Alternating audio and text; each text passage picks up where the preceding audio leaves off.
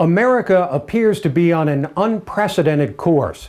We have not been this far to the left, this distant from America's founding principles in 49 years, or perhaps ever.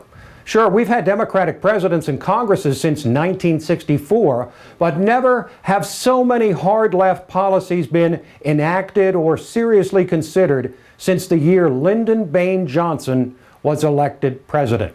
From when he was elected in 1960, John F. Kennedy defined liberalism with a clarion call to land a man on the moon, export the best of America through the Peace Corps, reduce astronomical tax rates, and engage the world with a foreign policy that viewed communism and the Soviet threat in realistic terms.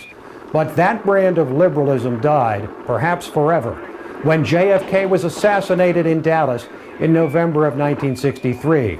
And it was replaced by a statist vision that has stolen the heart of the Democratic Party.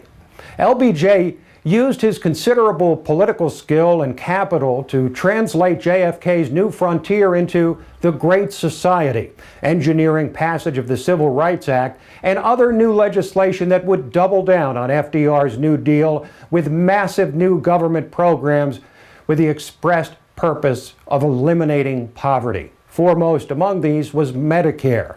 But LBJ destroyed his presidency in Vietnam. He decided not to run again, and we then elected Richard Nixon twice and Jimmy Carter once, both disastrous presidencies.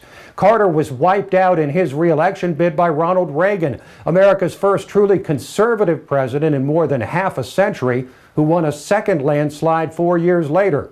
George H.W. Bush served, in effect, Reagan's third term, and then gave way to Bill Clinton, who won twice, running as a centrist Democrat before George W. Bush was elected to 2 terms.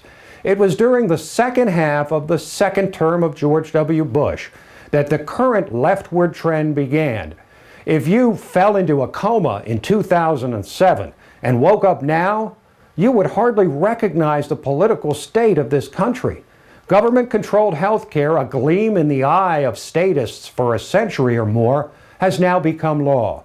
Gay marriage, which would never have even been conceived by FDR, JFK, LBJ, or even mentioned by Bill Clinton, was endorsed by President Obama in the midst of his re-election campaign. As many as 12 million illegal immigrants may well be granted de facto amnesty.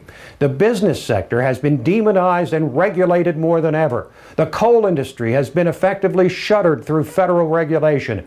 And the call for higher taxes in particular, and undiluted class warfare in general, succeeded in re-electing the most leftist president in American history.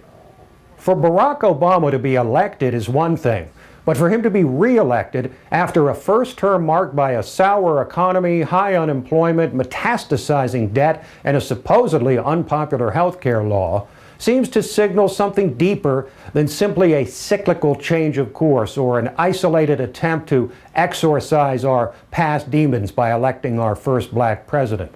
Consider just this, the frightening truth in new numbers revealing that government dependency continues to grow despite falling unemployment. The estimated number of Americans obtaining government benefits has increased by more than 5 million over the low point of the recent unemployment problem. Many believe that we have passed the point of no return, that once Americans are locked into this level of government dependency, there is no turning back. We need only look at the disastrous economic condition of Europe to see where this leads, but we have essentially just looked away. Indeed, for this increasingly leftist nation built on growing government dependency, to defy history and reverse course will require a shift in the American electorate almost as unprecedented as the one that landed us in today's hard left reality.